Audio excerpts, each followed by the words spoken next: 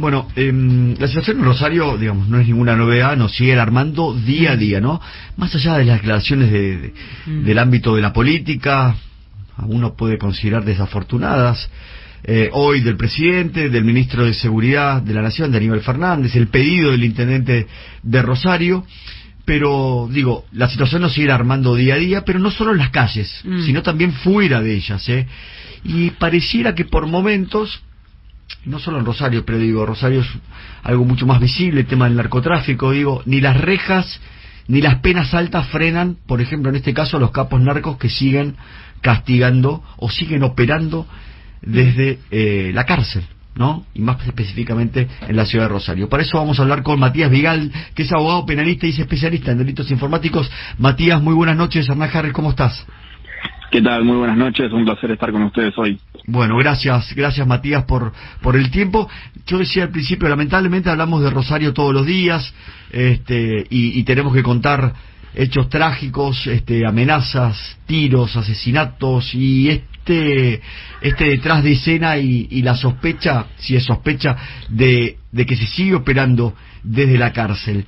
Te podría preguntar si tenés una consideración de esto en Rosario. ¿La cárcel domina la calle, por decirlo de alguna manera?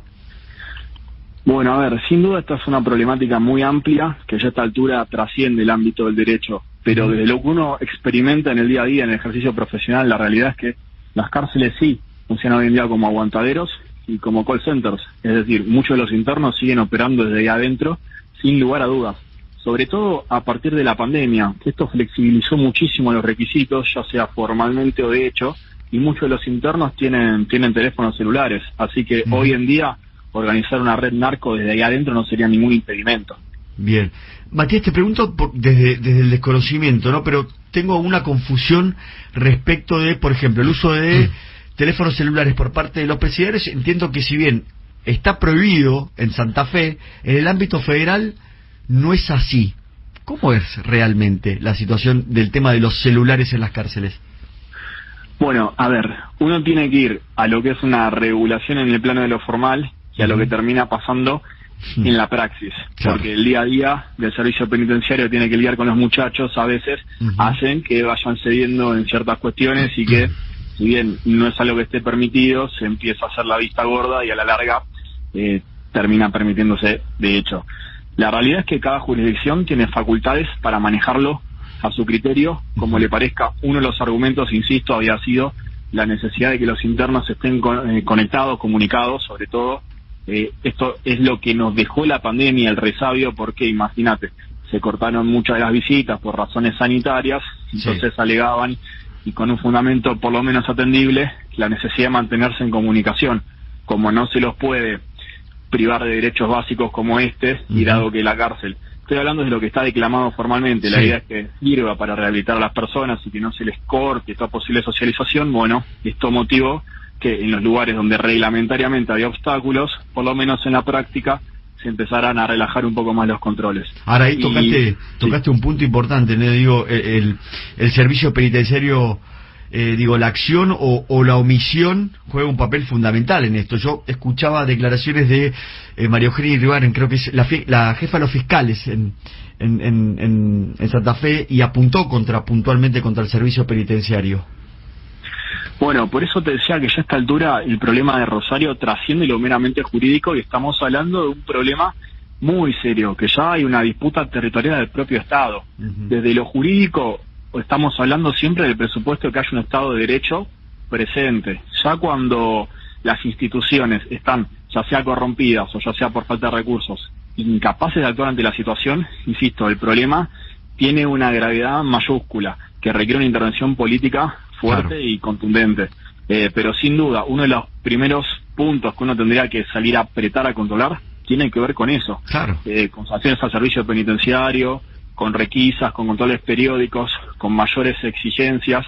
Lo que pasa es que bueno, no podemos hablar de un verdadera lucha contra el narcotráfico si los dejamos operar desde las cárceles. Simplemente los estamos mudando de lugar, pero en definitiva la organización sí impacta. Y sobre todo, no pierdas de vista que estamos hablando de mucha, pero mucha plata que se mueve en este tipo de negocios. Bueno, ese es un punto, Matías, ¿no?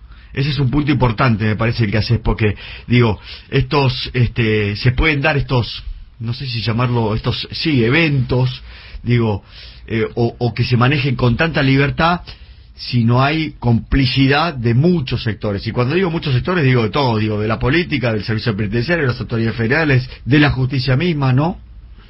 Bueno, uno de los grandes problemas que tiene Rosario es la cantidad de puestos vacantes que hay, por desidia, por intereses, por falta de decisión política, pero lo cierto es que tenés por lo menos un 30% de los jueces que deberían haber sido nombrados que no fueron nombrados. Esto te genera un problema. Y fiscales también, ¿no? Operativos, fiscales también, es cierto, no solo operativos, sino también desde el punto de vista de que estás concentrando el poder en manos de menos jueces. Uno no quiere ser mal pensado, pero en líneas generales, cuando se habla de nombrar nuevos magistrados, tiene que ver con esto, con que haya una división del poder entre más personas y por ende una menor tendencia a que se pueda salir a corromperlos. Entonces son varios puntos para atacar.